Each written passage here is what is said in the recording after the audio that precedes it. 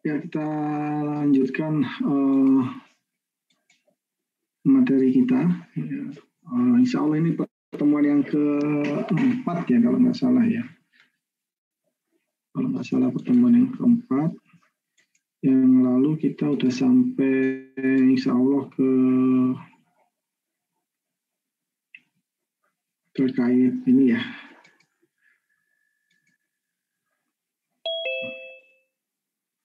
Bentar. Pekerjaan struktur atas ya. Yang lalu kita insya Allah udah sampai sini. Pekerjaan struktur atas.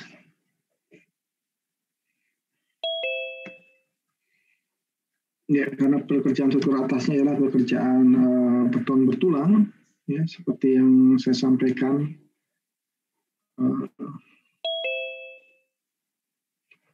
Beton bertulang itu terdiri dari beton, besi tulangan, ya, sama backcasting, ya. Di antaranya yang sangat menentukan untung atau tidaknya proyek itu ada di pekerjaan backcasting. Seperti yang saya sampaikan yang lalu ya. Insya Allah yang lalu sudah sampai ke sini ya. Ya.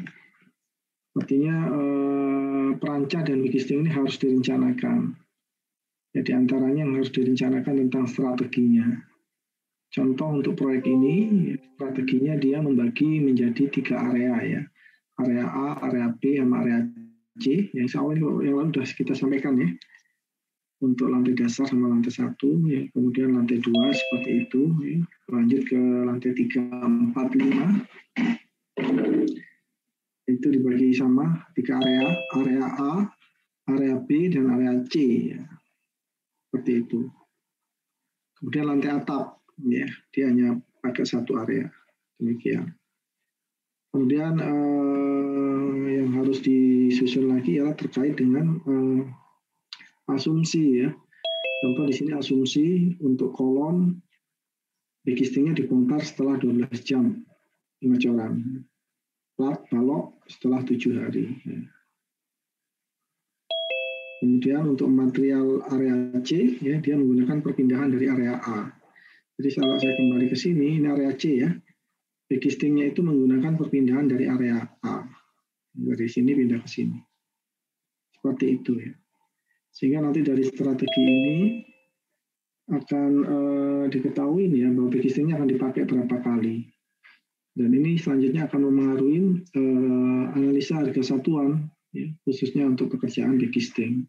Backcastingnya dipakai berapa kali. Kemudian menentukan 7 hari ini dasarnya apa ya? Saya stop share dulu ya. Oke, silakan kamu tunjukkan video kamu semua.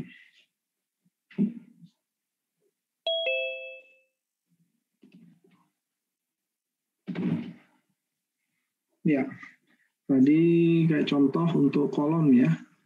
Untuk kolom itu diasumsikan bahwa backcastingnya dibongkar setelah 7 jam. 12 jam ya. Kemudian kalau balok dan plat itu dibongkar setelah 12 hari. Ya. 7 hari ya. Setelah 7 hari. Ya. Itu pertimbangannya apa? Ya. Sebagaimana kita ketahui ya, yang namanya beton itu kan punya grafik ya. Jadi grafik hubungan ini ya. Grafik hubungan umur sama plat tekan betonnya. Seperti itu kan, aksinya ya. Makanya umur 7 hari, 14, 21, sampai 28, dan seterusnya. Beton itu akan mencapai kekuatan penuh, yaitu ketika dia mencapai umur 28 hari. Ya. Setelah 28 hari itu dia relatif rata. Ya. Kayak contoh untuk di kasus ini, ya, balok dan plat dibongkar ketika usia 7 hari. Ya. Jadi kalau usia 28 hari kan di sini. Ya, itu 8 hari ya. Ini berarti mencapai 100% dari kekuatan betonnya. Kemudian untuk 7 hari itu berapa? Ini harus kamu perkirakan ini berapa. Ya. Kemudian tadi kolom malah ya. Kolom itu malah 12 hari ya. mungkin sekitar di sini ya. Berarti kekuatannya kayak gini. Ini berapa? Pertanyaannya, kenapa kalau kolom dia berani 12 jam ya? Existingnya dibongkar. Tapi kalau balok plat, ya,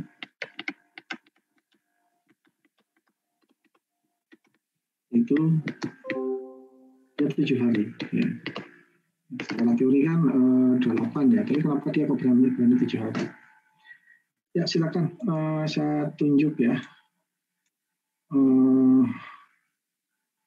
MRK 307 siapa? Dia, Laili. Iya Pak, saya.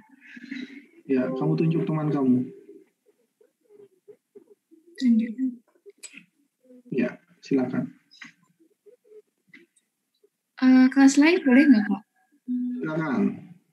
Yang sama absennya sama saya 4 MRK 4. 4 MRK 4 nomor 7 siapa? 4 MRK 4 nomor 7. Saya Pak. Ya, siapa kamu? Pak, boleh diulang pertanyaannya Pak, putus-putus Pak. Oh gitu, Bintang ya? Iya Pak. Ya tadi di PowerPoint itu kan ada asumsi ya, ada asumsi untuk kolom backlistingnya dibongkar setelah 12 jam.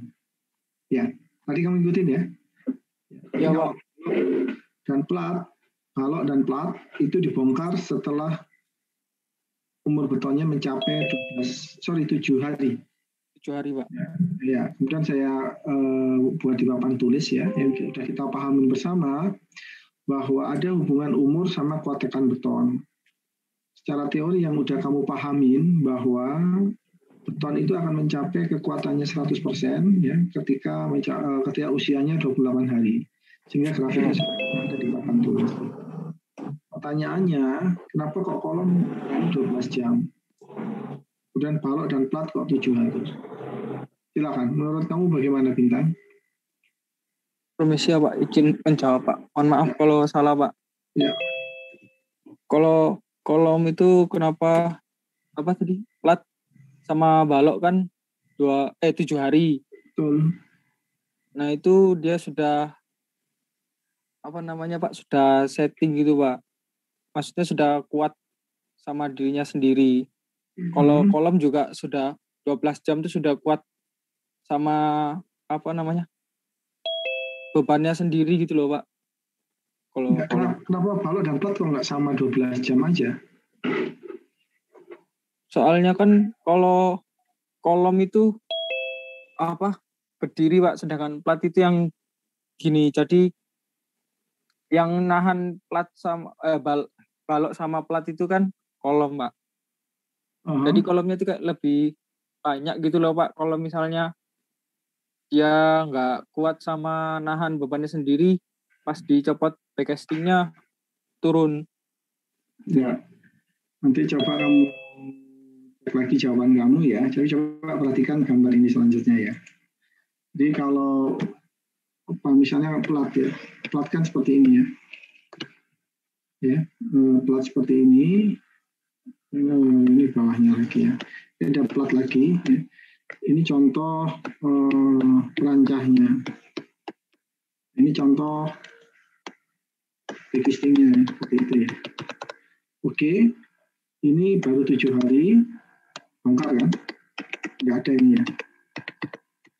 Ya, artinya ketika 7 hari tanpa penopang. Ya, kemudian dilanjutkan mendirikan plancha untuk atasnya. Nah gitu, termasuk backcastingnya. Kemudian betonnya dicor. Nah sekarang kamu perhatikan, dari sini kan bisa pemodelannya bagaimana? Pemodelannya mungkin menjadi seperti ini ya. Kalau ini misalnya ada kolomnya ya, yang ini ya, kolom. Sekarang dia dibebani dengan beban ini kan, plancha baca kayak gitu ya. Sini ada kolom juga. Ya. Paham ya, akibat beton yang di atasnya. Ini kan kecenderungannya seperti ini. Melendut. Kalau ada retak-retaknya. Ya.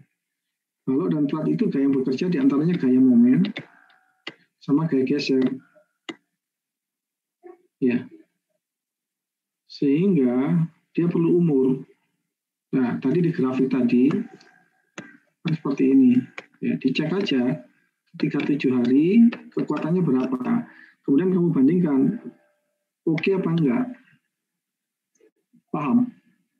Kalau tidak oke, berarti kekuatannya perlu ditambah. Atau kalau perlu tidak dibongkar semuanya. Mungkin dibongkar separuh. Di sini masih tetap ada, yang ini tetap ada ya. Yang ini dibongkar, yang ini dibongkar. Bentangnya kan masih menjadi lebih pendek. Ya. Atau kalau pakai teknologi bahan, bisa aja ditambah dengan aditif. Ya, ditambah dengan aditif. Jadi kenapa balok dan plat perlu umur bukan 12 jam? Karena gaya yang bekerja, dia adalah momen sama gaya geser. Ya, momen dan gaya geser. Beda dengan kolom. Kolom kan kayak gini ya. Ya, dibongkar. Yang bekerja kan dia gaya aksial saja. Ya, P. Gaya aksial kan bukan apa M dibagi A. Dicek aja kan bagi A-nya masuk apa enggak. Ya, pada usia 12 jam. Jadi angka 12, angka 7 itu harus bisa dipertanggungjawabkan secara teknis. Ada hitungannya. Bisa dipahamin ya.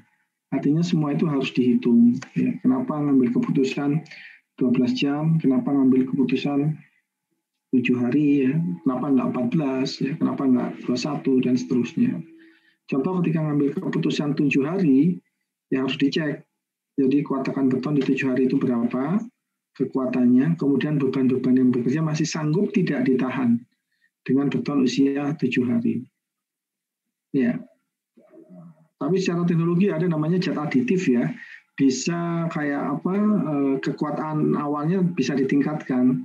Kalau misalnya yang 7 hari itu misalnya awalnya hanya 25% ya, ditambahin aditif bisa aja dia menjadi 50%. Jadi grafiknya kekuatannya awalnya lebih tinggi. Demikian bintang. Jadi kenapa seperti itu? Larinya ke ya statika, ya kayak ke statika yang udah pernah kamu pelajarin. Kamu pahamin kolom itu yang bekerja gayanya kayak apa, balok dan plat kayak apa, ya sehingga bisa diambil keputusan. Oh ini cukup 12 jam, yang satunya 7 hari, ya, seperti itu. Bisa dipahamin ya? Ya. Bisa Pak, bisa Pak. Contoh yang itu tadi, misal backisting tidak perlu dibongkar semua juga bisa ya. Yang tengah-tengah dibiarkan dulu, yang ini mungkin dibongkar ya, naikkan ke atas bisa jadi. Ini kan strategi. Demikian ya. Oke, mudah-mudahan bisa dipahami dengan baik ya. Ya udah 42 orang ya. Oke, kita lanjut lagi ke sini ya. Jadi itu ya. Jadi angka 12 7 hari itu harus ada perhitungannya ya. Jarak perancah berapa harus ada perhitungan. Kamu anak teknik ya, yang udah dibekali dengan statika, yang udah dibekali dengan teknologi bahan, itu harus kamu manfaatkan ketika nanti kamu bekerja. Ya, artinya kenapa kok 12 jam? 12, biasanya 12 jam Pak, itu bukan jawaban. Ya, kenapa kok 7 hari? Ini hitungannya. Ketika 7 hari katakan betonnya sekian. Ketika backcastingnya dibongkar, beban-beban yang bekerja sekian. Masih bisa ditahan oleh beton yang 7 hari. Demikian dan seterusnya. Ya, tetapi kalau ketika gedung itu sudah berfungsi, dia akan menahan, kalau ketika pelaksanaan kan mungkin dia hanya menahan berat sendiri dari beton ya. Sama beban hidupnya kan nggak full, hanya orang-orang yang ngecor.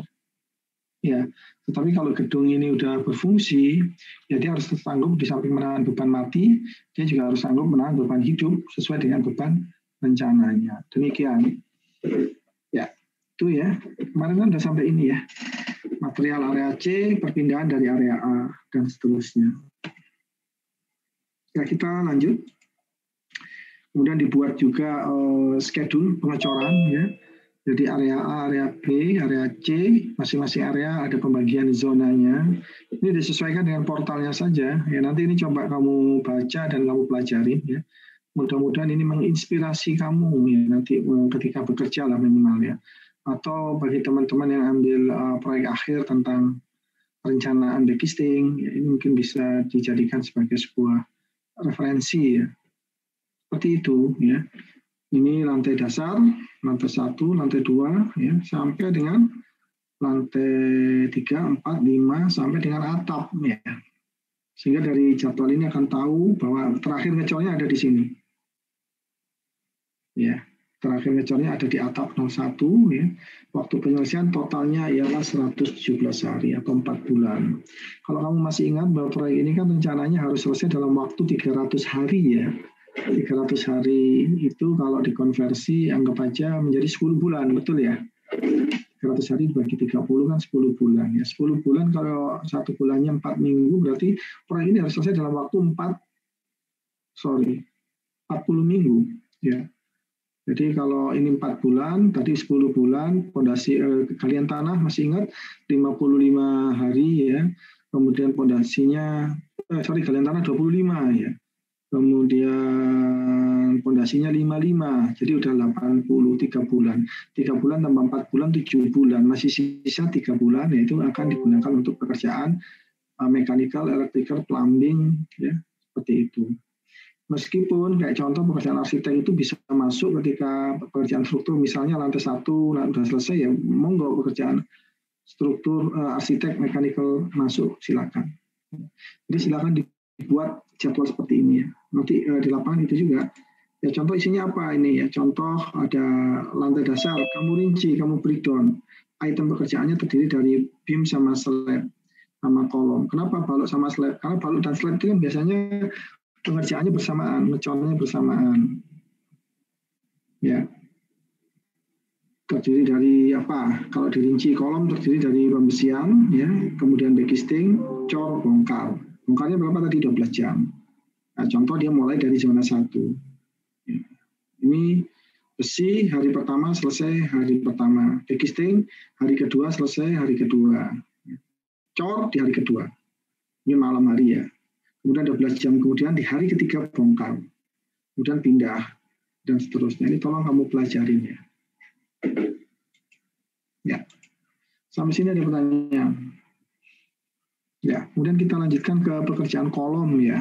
Jadi, nah, kolom yang pertama harus dibuat ya di samping strategi ialah flowchart-nya. Nah, ini bisa kamu lihat di sheet ya. Flowchart-nya ada mulai, ada panel backcasting disiapkan ya, sekaligus survei. Survei itu untuk memplotting di mana letak kolom-kolomnya ya, menggunakan surveying ya, pengukuran. Kemudian dibuat shop drawing-nya. Sekaligus secara bersamaan besi-besinya disiapkan, ya dipotong, dirangkai, kemudian survei sama shop drawing dicek oleh engineer. Ya. Kalau tidak ya harus diperbaikin, kalau iya pasang tulangan. Karena tulangannya kan sudah difabrikasi. Bisa kamu lanjut ya. Di sini contoh ada beberapa inspeksi ya. Ada cek engineer, inspeksi 1, inspeksi 2, inspeksi 3. Ya, dan seterusnya sampai dicor, bongkar backcasting, curing selesai. Nah, di sini ada istilah shop drawing ya. Coba tadi 4 MRK 7, 4 MRK 4 nomor 7 tadi ya, siapa tadi? Bintang, Pak. Nah, Bintang, kamu tunjuk teman yang lainnya, siapa? Saya kelas lain boleh, Pak? Ya, silakan. Yang nomor 10, Pak. 4 MRK 3, Pak. Kamu kenal? Gak kenal, Pak. Ngawur ya. Apa ya? Ya oke. 4 MRK 3 nomor 10. Siapa? Oh, mau perempuan dia. Mau Lydia. Siapa? Ya. Ya, kamu panggilnya siapa? Suara kamu tidak terdengar ya? Halo, Pak. Ya, oke. Ya, panggilannya siapa? Dia? Galuh, ya. So, tadi ada istilah shop drawing. Ya. Di samping shop drawing itu ada detail drawing, kemudian ada shop drawing, ada as-built drawing. Coba jelaskan. Apa yang dimaksud detail drawing? Apa yang dimaksud as-built drawing, apa yang dimaksud dengan shop drawing, siapa yang membuat, gunanya buat apa, silakan.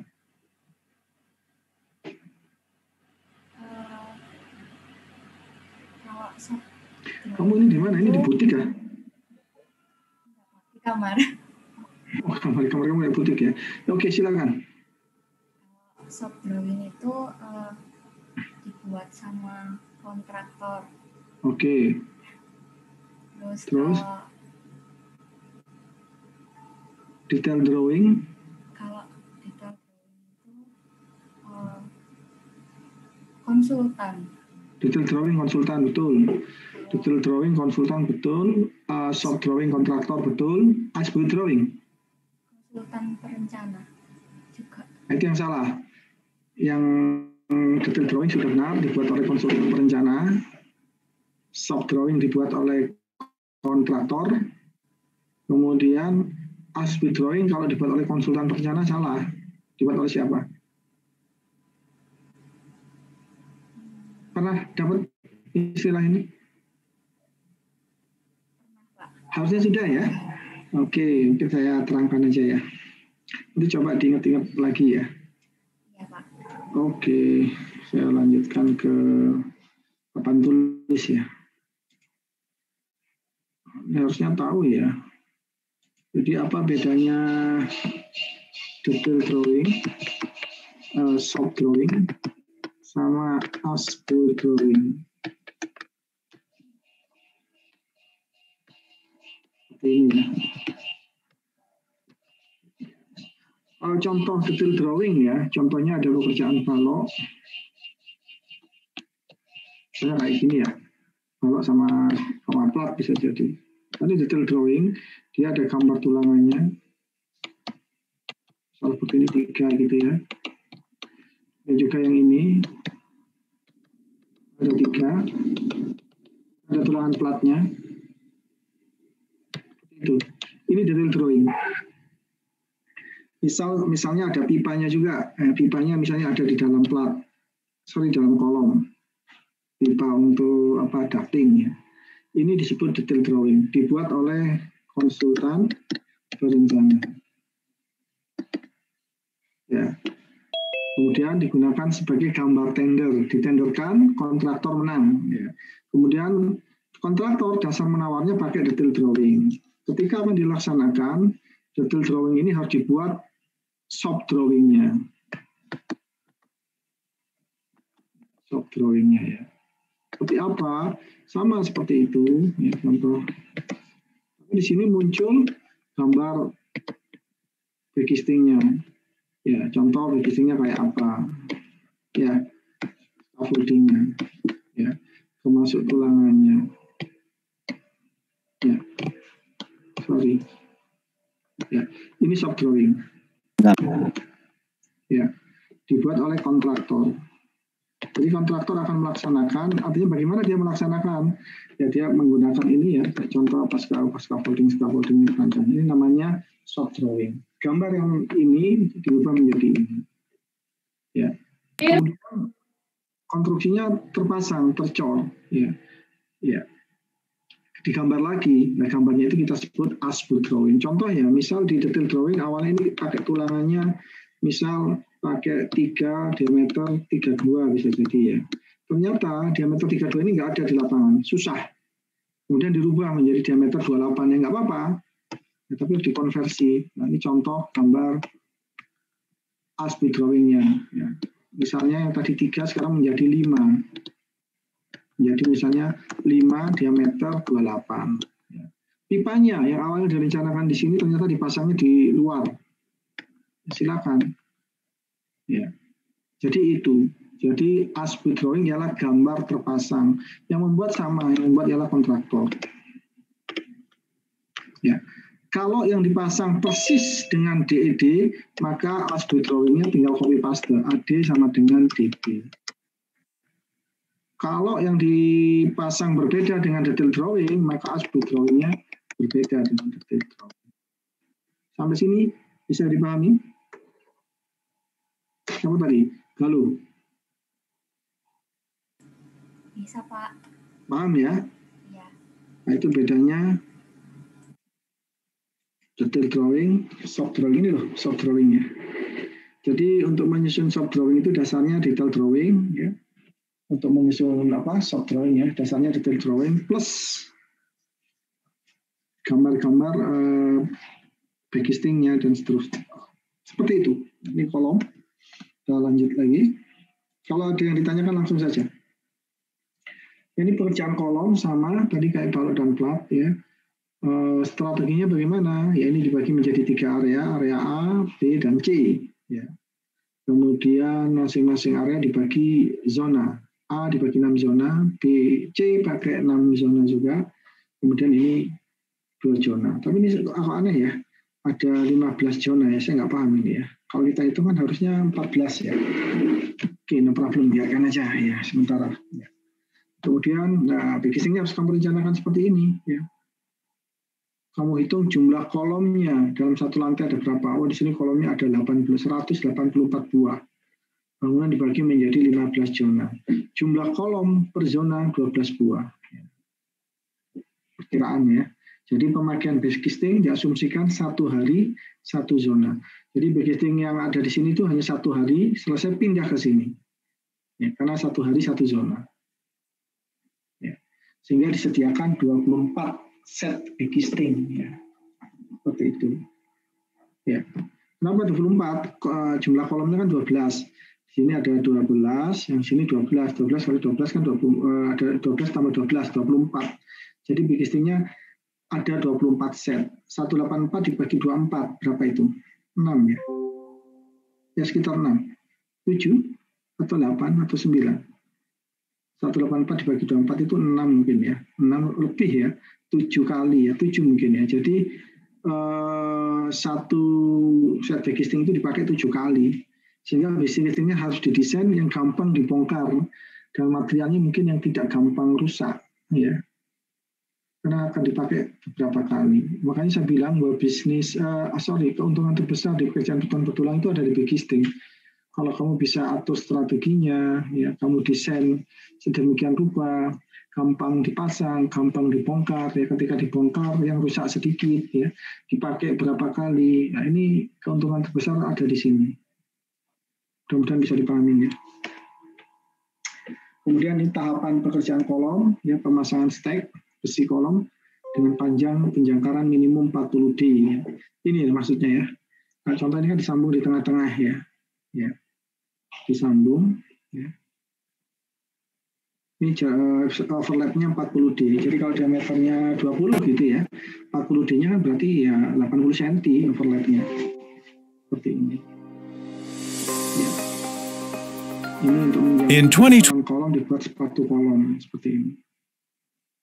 Memasang backcastingnya ya harus diperiksa kelurusannya, ya, vertikalitasnya, sehingga harapannya hasilnya seperti ini, ya, bagus ya, tidak banyak cacat. Karena kalau banyak cacat perlu diperbaikan itu kan perlu waktu ya, makanya harus dikerjakan sesempurna mungkin ya, meskipun nggak ada pekerjaan manusia yang sempurna ya, minimum mendekati sempurna lah, seperti itu, ya.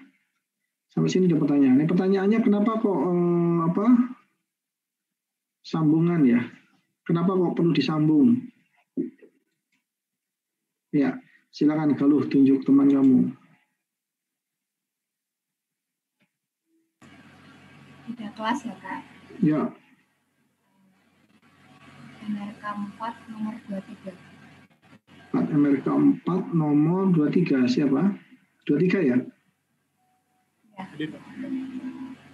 Ya, silakan. Pak MRK 4 nomor 23 siapa? Rizky Sanggrama. Kita. Bisa diulang, Pak? 4 MRK 3 nomor 23 Rizky ya? Ya, Rizky Sanggrama. Kenapa sih besinya kok perlu disambung tulangan?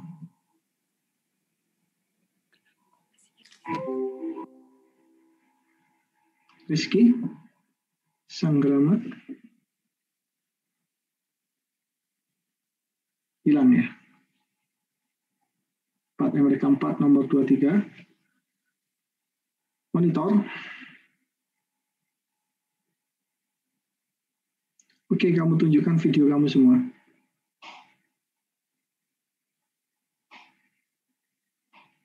Ya, Rizky nggak muncul ya.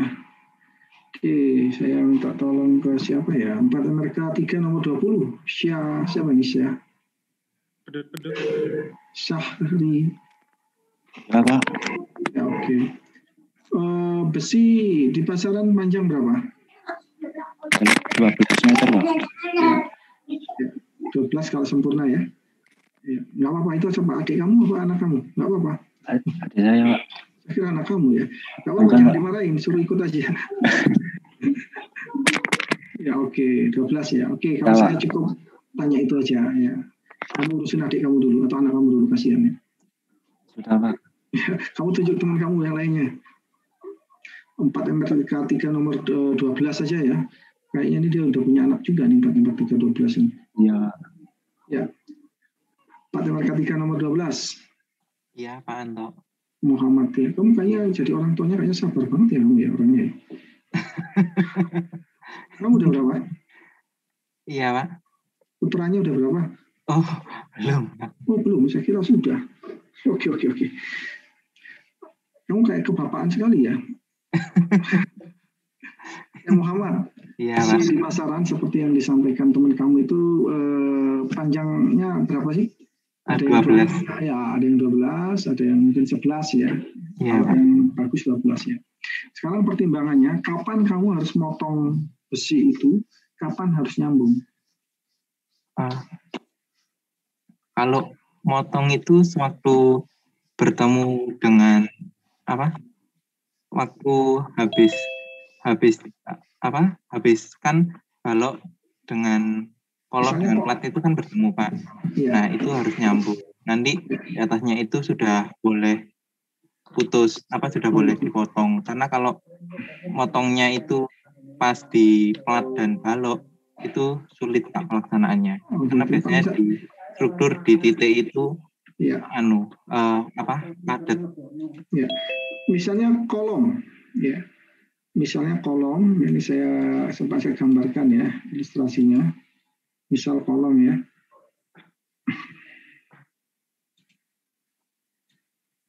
Oke, misalnya kamu punya struktur seperti ini, ya.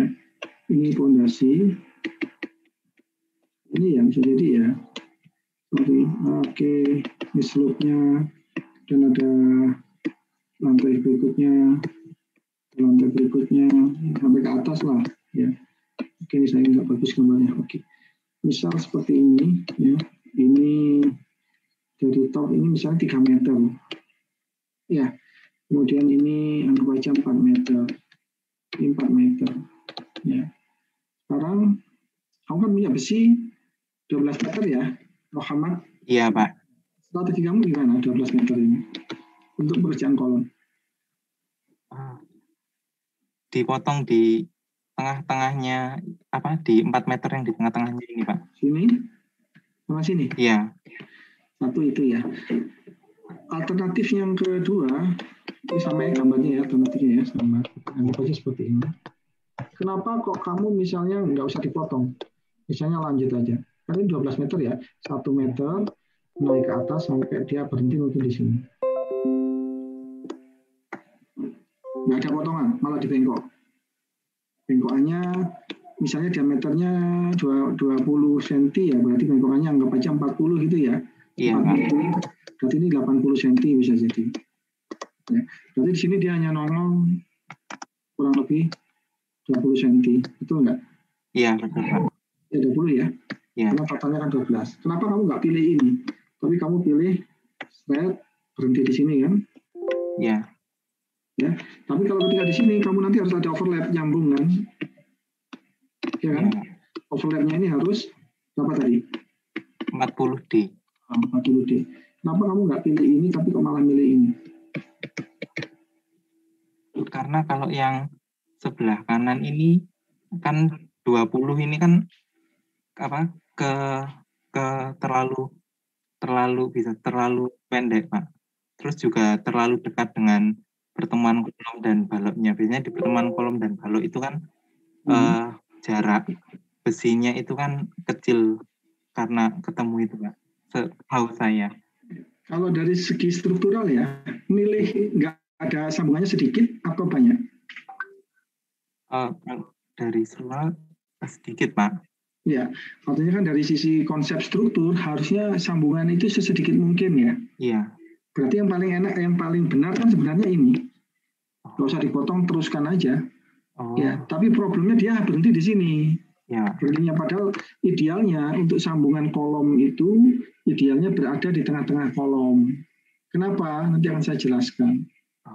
Ya, jadi sekali lagi idealnya ya bahwa minimalkan jumlah sambungan ya. Kalau perlu kalau nggak memungkinkan nggak disambung ya nggak disambung. Tapi coba kamu perhatikan dari sisi struktur yang paling ideal ialah nggak sambungan sesedikit mungkin. Ya. Iya betul. Dan dari sisi biaya itu paling murah. Kenapa? Kalau ini contoh overlap ya, 40D itu 2 kali udah hilang dia. 40D ya. Jadi 40 sepanjang 40D itu udah waste itu. Ngerti maksud saya? Iya. Ya. Jadi dari sisi struktur sama dari sisi biaya itu yang ideal itu seperti ini. Ya. Tetapi dari sisi pelaksanaan mungkin kalau kemungkinan ya kalau 12 ini kan susah, kamu harus perlu penopang banyak banget. Iya. Paham? Iya. Ya. Seperti itulah. Itu nanti silakan kamu optimasi. Ya sebenarnya ambil skripsi itu nggak perlu terlalu rumit-rumit ya. Contoh optimasi alat berat itu rumit ya. Kenapa nggak optimasi ini? Optimasi pemotongan besi. Kalau punya 12 meter itu optimasinya dipotong yang mana? Dipotong yang mana? Bisa dipahami Muhammad? Ya, bisa Pak. Kalau dari sisi teori, kalaupun harus nyambung benar kamu posisinya ketika di tengah-tengah. Kenapa kok di tengah-tengah, Muhammad?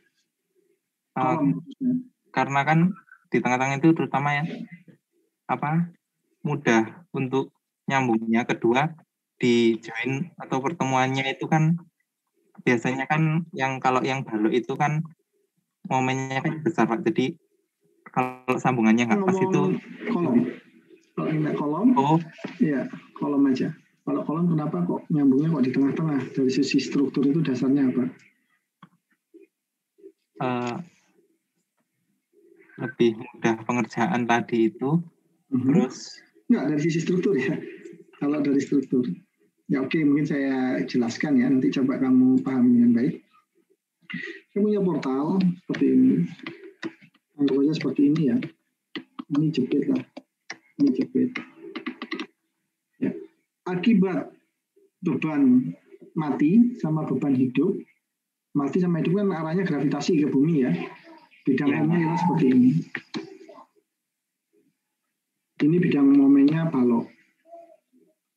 Oke. Seperti itu kan? Benar. Nah, bidang momennya balok seperti itu. Bidang momennya kolom. Bukan di tengah-tengah. Ini kayak gini malahan.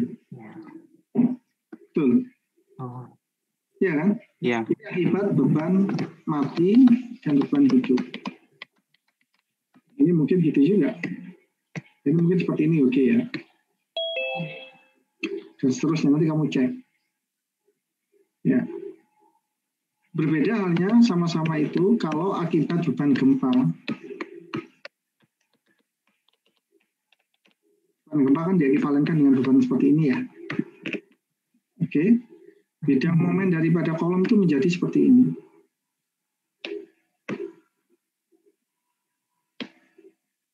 Sehingga sambungan itu di momen-momen 0 ini. Paham? Ya. Kalau dari sisi masang, sebenarnya gampang itu yang kalau dari sisi pelaksanaan masang ya, paling enak itu di sini. Ini agak 40D gitu kan ya. Langsung di kolomnya bisa besinya langsung bisa menumpuk di yang udah tercor. Paham? Tapi kalau di tengah-tengah itu sebenarnya malah susah. Tukang itu susah masang di tengah-tengah. Paham? Iya Pak. Ini untuk konsep gempa pasanglah di tengah-tengah. Nah, itu harus kamu rencanakan motongnya kayak apa. Misalnya kembali di sini, ya, kembali ke punya kamu yang tadi ini. Apakah misal ya pertama hanya kamu nongolkan sampai sini, ya ini kan berarti udah 7 ya, 7 meter 7,8 ya, betul nggak? Iya Pak. Sama ininya 0,8. Baru ini kamu teruskan, nggak perlu dipotong lagi di sini. Teruskan aja sampai atas. Ya. Ya. Kalau ini disambungkan sayang, buat apa? Iya, Pak. Nah, itu nanti di lapangan coba kamu tentukan, kamu pikirkan. Ya, artinya semua yang kamu ambil keputusan itu harus ada dasarnya, apapun. Ya. Ketika kamu ditanya, kenapa kok ini kok dipotong di sini? Karena ini. Karena ini yang paling optimum. Kenapa kok kamu jaraknya sekian? Karena ini. Kenapa kok dibongkar 12 jam? Karena ini. Harus apapun harus kamu ada justifikasinya. Supaya tahu justifikasinya kamu harus punya ilmu. Ya makanya kan bagus sekali ya orang-orang yang diam. Jadi orang diam, kecuali kalau kamu ada ilmunya ya, silakan menjawab ya. Kalau nggak ada ilmunya, mendingan saya tidak tahu ya. Karena orang yang menjawab tidak tahu itu sebenarnya udah 50% tahu sebenarnya. Kenapa?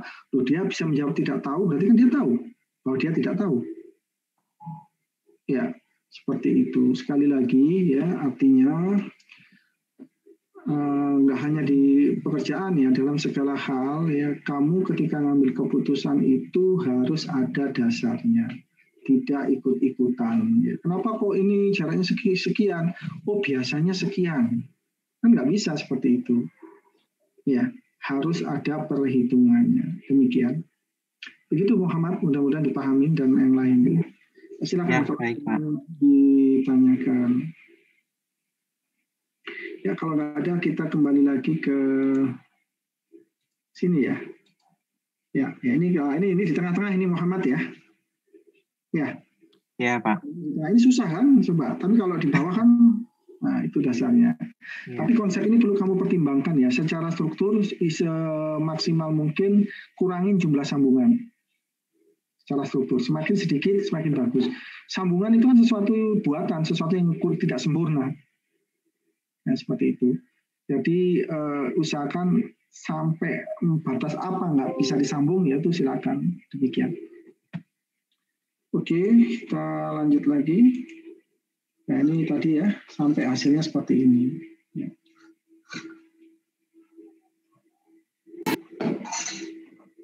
Oke, kita lanjut ke pekerjaan.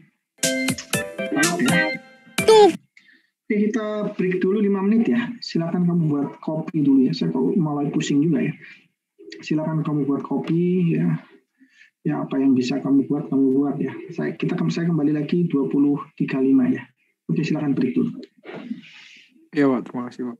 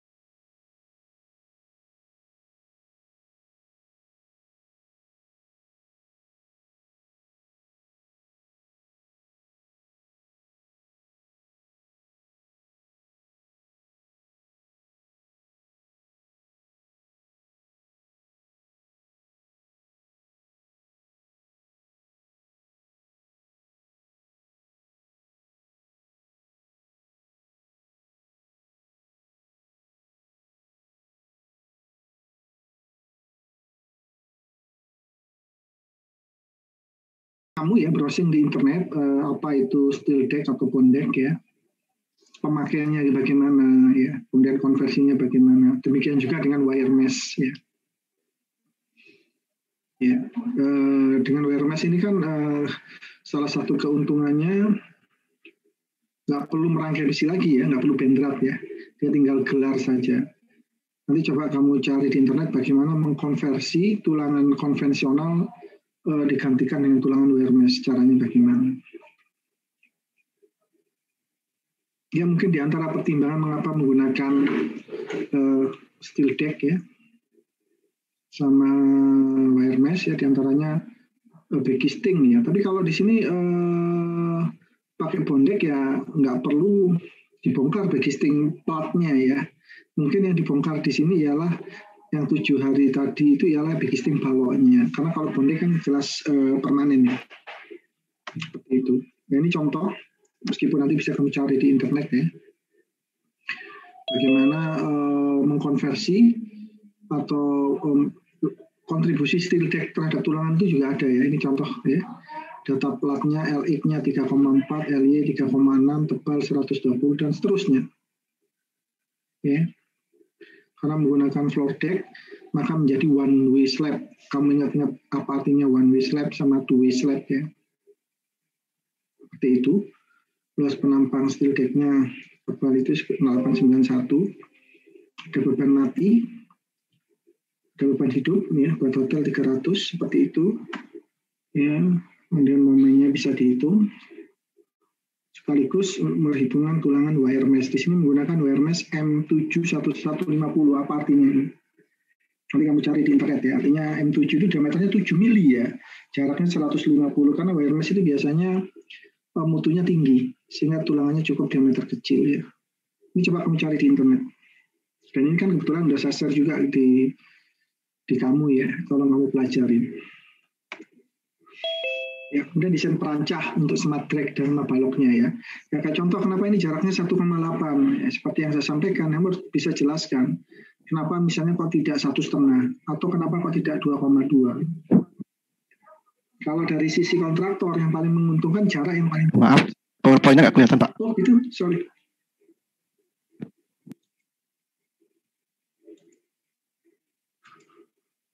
Ini terlihat? Terlihat Pak. Ya, tadi nggak terlihat ya. Jadi saya ulangi lagi sekilas. Ya, ini terlihat ya.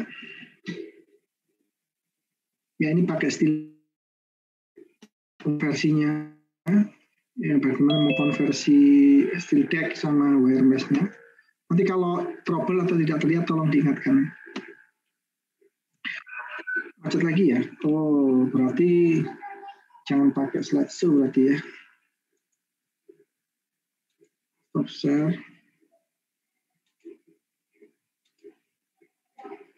Ini terlihat? Terlihat Pak. Terlihat. Oke. Ini terlihat ya? Terlihat. Ya, oke, ini kalau nggak terlihat kami. Ya, dipakai bondek seperti ini ya. Kadang desainnya nggak pakai bondek ya. Kamu sebagai kontraktor bisa mengusulkannya. Karena kalau pakai bondek ya keuntungannya lebih cepat, mungkin harganya sedikit lebih mahal, tapi secara keseluruhan mungkin menjadi lebih murah karena waktunya mungkin lebih cepat. Yaitu harus kamu bisa usulkan alternatifnya ya ke owner sama konsultan. Ini wire mesh tulangannya dipasang, yang merah-merah itu ya. Wire mesh-nya dan cor ya, seterusnya. Selesai dia pecahan balok dan platnya. Lanjut rangka atap baja ya. Kebetulan di sini pakai rangka atap bajanya baja ringan atau galvalum ya. Flowchart-nya bisa kamu pelajarin ya. Nah, di sini ada lagi shock drawing ya. Karena kamu sekarang udah paham ya. Ya oke, dan seterusnya. Yang barusan datang ditaruh ya. Dan ini dipasang. Ya, biasanya ini dikerjakan oleh subkon spesialis ya, subkon spesialis dari wire mesh. Ya.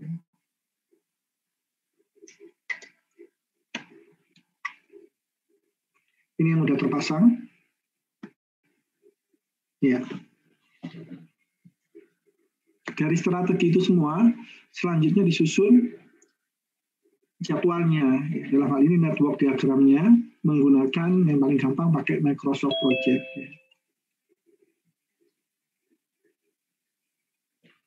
Tapi sayangnya ya owner itu banyak besar kemungkinan owner kita itu bukan orang sipil, bukan orang arsitek ya. Jadi kalau kamu sodorkan jadwal dalam bentuk network diagram, mereka itu malah bingung. Ya. Artinya karena Microsoft Project kemudian kamu buat visualisasinya secara sederhana sehingga orang awam pun paham. Ya. Ini contohnya ya. Ya.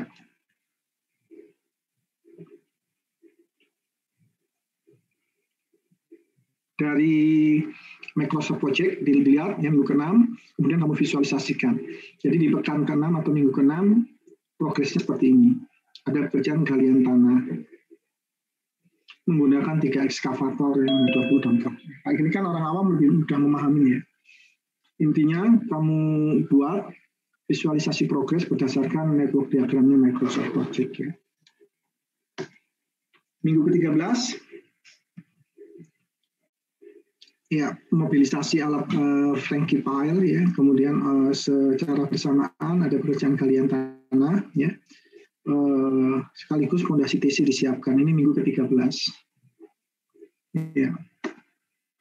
Minggu ke-20 ya, 7 minggu kemudian ya, udah mulai pekerjaan pile kite ini yang merah-merah ya, dan plat lantai basement yang biru. Tower crane-nya udah mulai berdiri 2 tower crane. Minggu berapa tadi? Minggu ke-20. 2 minggu kemudian naik lantai dasar. Nah, berarti di sini siklusnya per lantai itu 2 minggu. Ya. Seperti itu ya. 2 minggu ada dasarnya ya. Minggu ke-24 naik lagi lantai 1. Ya, jadi setiap 2 minggu naik lantai berikutnya. Minggu ke-26 seperti itu. Minggu ke-28 ya, lantai 3. Minggu ke-30 lantai 4 ya. Lantai 5 minggu ke-32, totalnya kan 40 minggu ya. Ya. Minggu ke-34 balok lantai atap udah naik ya. Minggu ke-37 rangkanya udah selesai dia. Masih tersisa 3 minggu ya untuk finish ya. Nah, tapi artinya ini tadi kan visualisasi untuk pekerjaan struktur. Kamu bisa buat juga visualisasi untuk pekerjaan arsitek. Contohnya pekerjaan arsitek itu mulai masuk ketika strukturnya di lantai berapa. Misalnya di lantai 3, arsitek lantai 1 masuk, bisa jadi ya. Karena gitu ya. Karena tadi kita tersisa 3 minggu ya. Demikian. Artinya sepanjang areanya siap, ya, sumber dayanya ada, kerjakan. Ya. Yang menarik itu tadi ya, siklus per lantainya itu 2 minggu. Kalau proyek-proyek di Malang ini masih rata-rata antara 1 bulan ya, 1 bulan sampai 6 minggu ya, 1 bulan setengah ya. 2 minggu ada sih tapi jarang ya. Biasanya yang kan 2 minggu ini BUMN. Tapi yang lebih cepat lagi ya mungkin kamu cari teknologinya ya, apakah pakai precast dan seterusnya. Demikian. Ya, kemudian pekerjaan arsitektur. Ya, akan bagus kalau dibuat visualisasi juga untuk pekerjaan arsitekturnya. Nah, ini di luar visualisasi, ya ini flowchart pekerjaan pelestaran.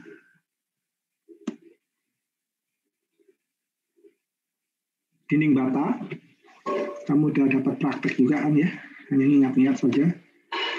Pasang keramik juga. Ini quality targetnya.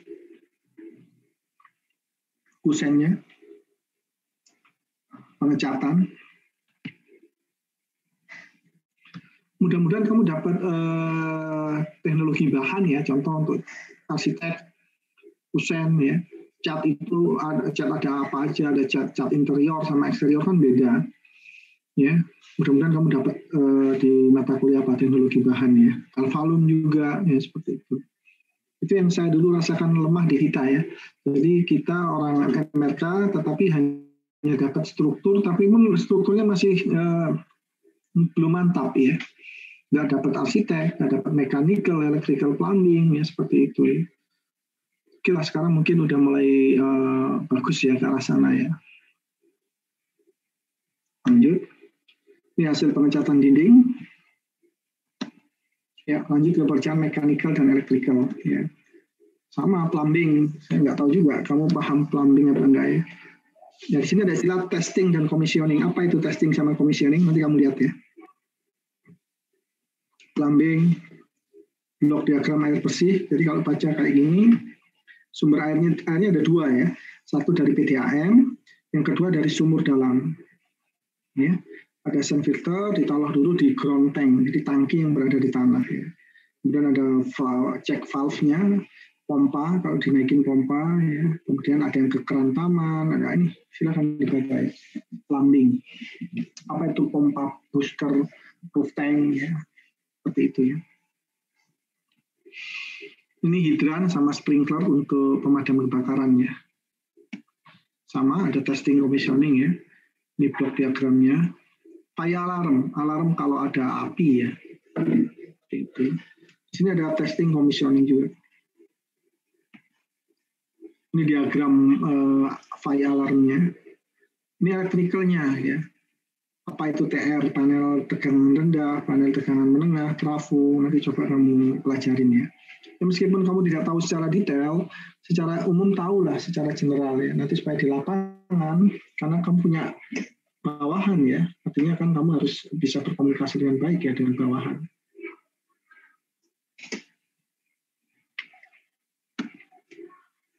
Ya, ini pemasangan konduit, kabel listrik ya.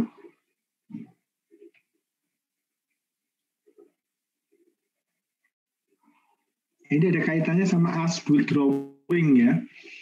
Kita akan paham mana kabel tray-nya. Kalau ada trouble kerusakan, melacaknya jelas ya. Sekali lagi bisa dilihat di as-built drawing. Ini kerjaan AC. Ada testing commissioning juga ya. Ya. Kerjaan telepon. Sound system, ya, mungkin ada beberapa ruangan untuk ruang pertemuan, ya perlu didesain sound systemnya, perlu dilaksanakan sesuai gambar rencananya. Ya, seperti itu ya. Ya, kemudian testing commissioning, apa itu? Ya, seperti ini. Testing dan commissioning ialah tes terhadap keseluruhan pekerjaan mechanical, electrical, dan plumbing dalam waktu bersamaan. Jadi semuanya dinyalakan, fungsi apa enggak? Ya. Ketika mekanikalnya jalan, elektrikalnya jalan, plumbingnya jalan apa enggak? Kadang kan sering ya, kalau mekanikalnya di-on-kan, plumbingnya trouble mungkin, atau elektrikalnya trouble. Nah, itu harus dicek semua. Ini yang kita sebut dengan testing dan commissioning.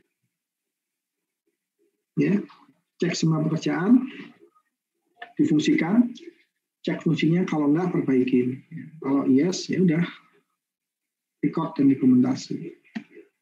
Ya. Selesai untuk pekerjaan mechanical, ya, arsitek, ya, struktur, ya, demikian. Selanjutnya ialah terkait dengan RKK, Rencana Keselamatan Kerja. Kalau di proyek biasa disebut dengan ini ya, HSE, Plan, Health, Kesehatan, ya, Safety, Keselamatan, Environmental, Lingkungan, Plan Rencana. Jadi rencana kesehatan, keselamatan, dan lingkungannya, atau SMK3L biasa disebut seperti itu. Yang pertama ialah kita ketika menyusun ialah mengacu kepada kebijakan perusahaan. Biasanya kalau perusahaan-perusahaan besar, model WIKA, PP, AD, dia sudah punya yang namanya kebijakan perusahaan. Contoh untuk PP, ini seperti health policy-nya itu bisa kamu baca. Mengurangi kehilangan waktu kerja, lost time. Apa itu maksudnya? Artinya safety health policy diantaranya zero accident. Jadi diupayakan bahwa kecelakaan itu nol, nggak ada. Kenapa? Karena kalau ada kecelakaan otomatis akan menimbulkan kehilangan waktu kerja atau lost time. Kalau ada kecelakaan, apalagi ada yang meninggal, biasanya di police line, ya, sementara pekerjaan dihentikan. Itu yang dimaksud dengan mengurangi kehilangan waktu kerja atau lost time. Selainnya bisa kamu baca. Ya, ini struktur organisasi yang harus ditetapkan. Nah, penanggung jawabnya tetap project manager, kemudian ketua timnya ya HSE engineer ya. Seperti itu. Ini rencana aktivitasnya apa aja ya.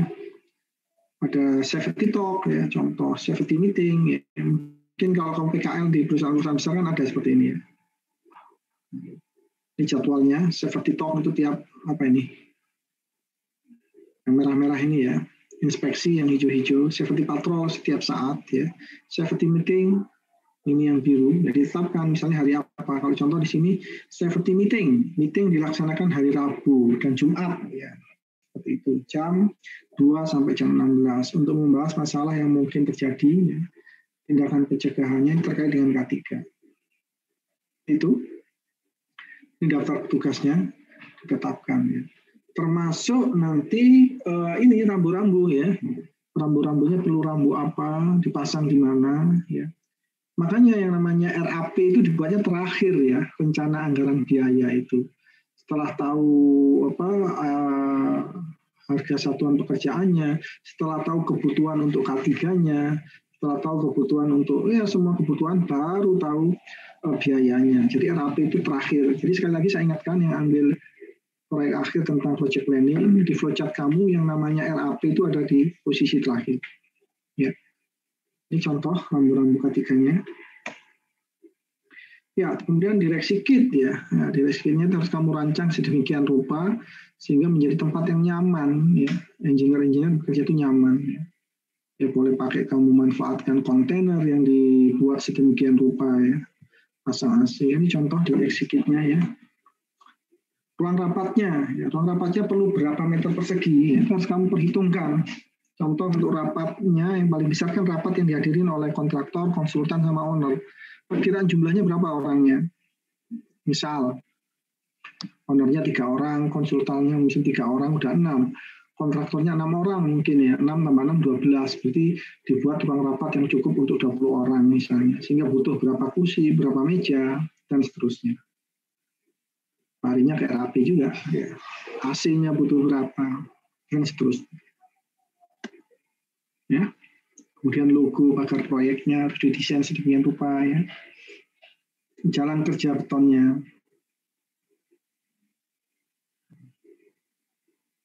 Musola, pos jaga, tempat wudhu, ya, pantry-nya. Ya. Intinya dibuat senyaman mungkin. Apalagi proyeknya kan sebenarnya nggak terlalu lama ya, ini hanya 10 bulan. Ya. Bayangkan kalau saya di Suramadu itu ya, hampir 8 tahun. Ya, sehingga di direksi kitnya Suramadu itu khususnya di kantornya owner itu lengkap ya fasilitasnya ya. Ada fasilitas ibadah, ada tempat fitness ya, ada studio band juga ya. Artinya disediakan untuk yang artinya refreshing ya seperti itu. Ini lus kerja besinya, toilet pekerjanya, tempat istirahat bekerja diatur, disiapkan ya. Gudang materialnya tertata rapi ya. Sehingga benar terdeteksi dengan baik ya. Oh materialnya ini ya. Jangan sampai seringkali kan material itu sering banyak yang hilang ya, alat-alat kerja itu ya. Setiap saat beli terus ya. Kan nggak benar itu ya. Jumlah helmnya berapa ini jelas nih. Gudang terbukanya ya. Pemakaian alat pelindung dirinya, perlu helm berapa, perlu kaos tangan berapa. Ya, dan seterusnya ya. Sabuk keselamatan ini. Ya, ini penggunaan selang sebagai pelindungnya. Contoh dipasang biru-biru ya untuk besi ya, stek besi ya. Kenapa? Ya supaya tidak menggores orang ya. Dan sekaligus tanda ya. Nah, ini kan bagus ya. Bagian daripada K3. Ya, ini K3 safety talk setiap Jumat pagi ya. Dihadirin semua personil ya, mulai tukang bekerja sampai engineer. Safety talk. Supaya apa? Supaya mereka semua aware, care dengan pentingnya K3. Kemudian, nah ini safety net harus dipasang ya. Railingnya, ya. Ini kan perlu biaya ya. Railing sementara di sekitar void ya. Seperti itu. Bagian dari K3. Ya, itu K3. Selanjutnya manajemen waktu dan mutu. Manajemen waktu. Ya, diantaranya yang terpenting di samping penyusunan jadwal ialah agenda ya. Ada agenda rapat harian, ada rapat mingguan. Contohnya agenda rapat harian. Rapat harian diikuti oleh tim proyek. Ini internal kontraktor ya, dipimpin oleh CM, Construction Manager, bukan PM. Ini setiap hari contohnya ya. kapan dilaksanakan setiap jam berapa ini? 14 ya sampai selesai hari Selasa. Ya, isinya apa? Ini jangan lupa dibuat risalah rapatnya. Contoh uraian masalahnya apa, rencana tindak lanjutnya apa, targetnya kapan, siapa penanggung jawabnya, statusnya sekarang siapa, bagaimana, selesai apa belum, seperti itu. Sehingga jelas penanggung jawabnya siapa.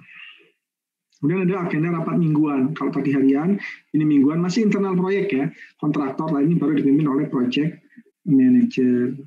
Ya.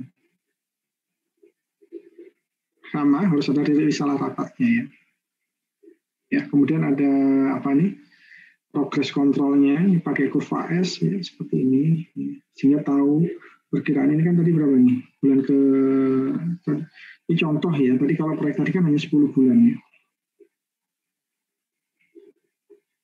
Seperti itu manajemen waktu. Ini manajemen mutu sama K3 ya. Ini secara hierarki dari kantor pusat sampai proyek. Proyek kan posisinya di sini. Ini proyek ya. Ada project manager, SOM, SEM, SAM. Kalau di proyek ini kan digabung jadi SEM. Naik ke atas ada cabang, ke atas ada divisi kantor pusat. Cabang posisi di kota-kota besar, divisi di Jakarta, kantor pusat di Jakarta. Kamu kan seperti ini ya, masuk sebagai SOM atau SEM, ya. Target utamanya menjadi project manager, ya. Ya, kalau nasib kamu baik jadi kepala cabang, kepala divisi, direktur operasi, sampai direktur utama. Pak, ya. izin bertanya, Pak. Ya. Yang berkaitan dengan tadi, apakah dalam suatu profesi tersebut ada minimal riwayat pendidikan atau jam kerja mungkin Pak, atau uji kompetensi? Ya. Jadi setiap perusahaan punya kriteria ya. Contoh ya. Untuk menjadi PM di proyek-proyek PP, syarat pertama dia pernah menjadi SEM atau SOM. Itu syarat pertama. Yang kedua, dia punya sertifikat kompetensi ya, SKA, sebagai pelaksana utama. Kalau tingkat pendidikan S1 ya, S1 atau D4 ya. Jadi setiap perusahaan punya syarat ya. Berapa lamanya? Kriterianya bukan berapa lama ya. Sepanjang dia cepat bisa mencapai SOM, SEM, dia punya sertifikat. Ya contoh pengalaman ya teman saya ya, sampai dia lulus tahun 97 ya. 97 sampai 2010. Berarti berapa tahun itu? 13 tahun ya. 13 tahun dia masih jadi project manager. 2010. 2008. Jadi mulai 97 sampai 2008, 10 tahun dia masih menjadi project manager. Sekarang setelah berarti 97 ke 2021 ya, itu ada berapa tahun itu? Hampir 20 tahun lebih ya. 30 tahun lebih, baru sekarang dia menjadi sekitar 30 tahun ya, menjadi posisi dia udah di sini, direktur operasi. Seperti itu. Ada yang bisa mencapai project manager, ada yang 5 tahun setelah dia bekerja, ada yang sampai 10 tahun. Tergantung takdir Allah juga ya, bukan takdir Allah, yang menentukan takdir Allah. Ya. Kalau kamu masih di project manager ya, kamu masih keliling proyek-proyek ya, pindah-pindah. Ya. Kayak contoh teman saya mulai dari ujung Sumatera sampai Papua, ya, sampai Ambon, ya, bangun proyek-proyek gedung. Ya. Kemudian kalau naik jadi kepala cabang, udah posisi dia di kota-kota, ibu kota provinsi biasanya. Semarang, kemudian Jogja, Bandung, Surabaya, ya, seperti itu. Demikian, mudah-mudahan menjawab. Oh, berarti untuk apa itu Pak? Waktunya tidak tergantung persen. Tidak ada kenaikan otomatis ya. Artinya tidak ada kenaikan otomatis setelah 5 tahun pasti project manager, belum tentu. Paham ya? Iya Pak. Ada yang emang karir dia bagus ya, baru 5 tahun jadi project manager, ada yang bahkan sampai pensiun nggak pernah jadi project manager. Karena mungkin dari sisi kompetensi tes psikologi dia juga nggak bisa memenuhi kriteria untuk menjadi seorang project manager. Demikian. Terjawab ya? Iya Pak, terima kasih. Ya, mudah-mudahan kamu siapa nama? Atawa Pak. Ya, mudah-mudahan kamu nanti menjadi project manajernya cepat ya. Kemudian menjadi sampai karir tertingginya menjadi direktur operasi, direktur utama. Amin. Terima kasih Pak. Berikutnya ialah amin. Istiqomah. Artinya kalau kamu istiqomah di suatu perusahaan yang udah, kalau masuk BUMN ya udah tetap di BUMN aja. Jangan gampang tergiur ke perusahaan lain jadi kutu loncat. Jadi kalau kutu loncat nggak bagus ya karirnya. Itu salah satunya. Ya, kita lanjut ya. Ini soft drawing ya. Contohnya harus disepakatin persetujuan soft drawing berapa hari, maksimum ini 4 hari ya. Jadi soft drawing mulai dibuat oleh kontraktor, dimasukkan untuk dicek oleh konsultan ya, 1 hari maksimum, evaluasi dan koreksi, pengawas, ada revisi apa enggak ya. Kalau tidak langsung persetujuan, siap dilaksanakan. Kalau revisi harus direvisi lagi, dikasih waktu, seperti itu. Jadi kalau mau melaksanakan pekerjaan nggak bisa tiba-tiba besok kerjaan, enggak, harus diusulkan dulu ya. Kalau proyeknya benar itu ya, ini soft drawing-nya kayak gini, dicek oleh konsultan, kalau yes baru bisa dikerjakan. Sama, ini prosedur pendatangan material, ini bisa kamu pahamin ya. Ini quality targetnya ya, harapan pekerjaan kamu itu tidak banyak rework ya, tidak banyak repairing ya, makanya harus dibuat direncanakan dan dibuat semaksimal mungkin. Karena kalau namanya repairing sama rework itu akan keluar biaya, akan keluar waktu ya, seperti itu. Dibuat semaksimal mungkin yang bagus. Oh ya, nyambung pertanyaan tadi ya. Tidak linear ya, anak-anak yang IPK-nya bagus ya belum tentu bisa menjadi project manager dengan baik ya. Kadang banyak itu yang IPK-nya biasa-biasa aja ya, tetapi secara human relasinya bagus, itu kadang malah cepat jadi project manager ya. Belum tentu ya, artinya yang IPK-nya bagus itu linear, kerjanya bagus belum tentu. Itu yang perlu dipegang. Tapi kalau bisa ya IPK-nya bagus ya, human relasinya bagus, maka kamu akan menjadi project manager yang bagus ya, maksimumnya. Seperti itu. Ini quality target, pengecatan keramik, pintu jendela. Ya, ini kemudian kualitas ya, penilaian kualitas. Setiap bulan itu dilakukan penilaian secara internal ya. Samping itu kita minta penilaian dari customer ya.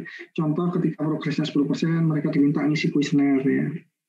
Ketika 50%, isi kuesioner. Artinya ini sebagai bahan perbaikan internal kontraktor. Apa yang kurang untuk diperbaiki? Namanya menjadi continuous improvement ya.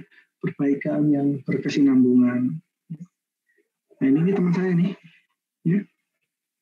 Ini tahun 2008, dia kelahiran 2008. Ya, 97, 10 tahun ya. 10 tahun dia masih menjadi project manager. Ini kebetulan di Manado ya. Setelah di Manado dia pindah ke Ambon. Dari Ambon kembali lagi ke Surabaya. Ya. Ini dia,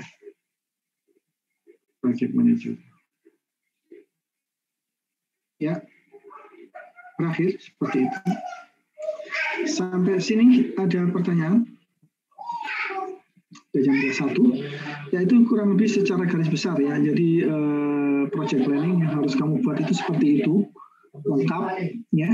Dari deskripsi proyek, ya, struktur organisasi, set instalasi, strategi, penjadwalan, ya, dari penjadwalan ke K3, rencana mutu, terakhir RAP sama kurva S. Ya.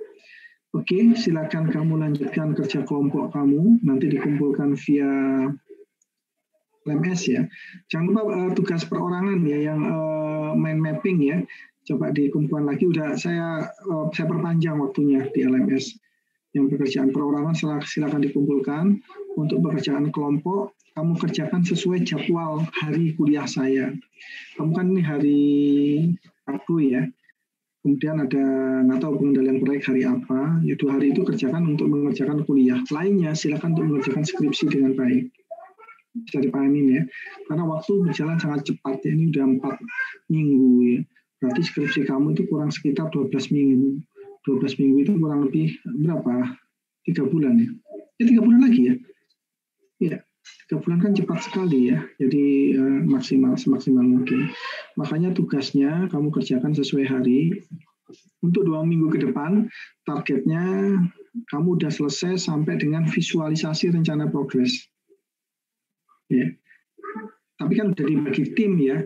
Ya udah silakan kerja. Modul ajarnya udah saya berikan. Ya saya silakan masing-masing tim kerja. Yang kerjakan network kerjakan, yang K3 kerjakan. Nanti tinggal koordinatornya mengecek dan mengcompile. Ya. Kemudian silakan dikumpulkan di LMS. Demikian sementara yang bisa saya sampaikan. Insya Allah kita ketemu minggu depan. Silakan saya buka pertanyaan lagi kalau ada pertanyaan. Nggak ada ya? Kalau nggak ada, ini izin tanya. Ya. Silakan. Itu soal pengumpulan LMS itu sendiri-sendiri. Yang kelompok maksudnya itu sendiri-sendiri atau cuma koordinatornya aja, Pak? Untuk kelompok cukup koordinatornya saja. Satu kelompok satu. Baik, bisa Pak. dipahami? Ya. Kecuali kalau tugas perorangan ya. Ya silakan dikebut aja apa yang bisa dikerjakan, kerjakan, jangan takut salah. Makanya pintar-pintar bagi tugas masing-masing anggota, kerjakan sesuai dengan tugas yang diberikan oleh kelompok. Ya, nanti mungkin mulai beberapa minggu ke depan nanti kita coba asistensi ya, masing-masing yang sudah dikerjakan sampai apa.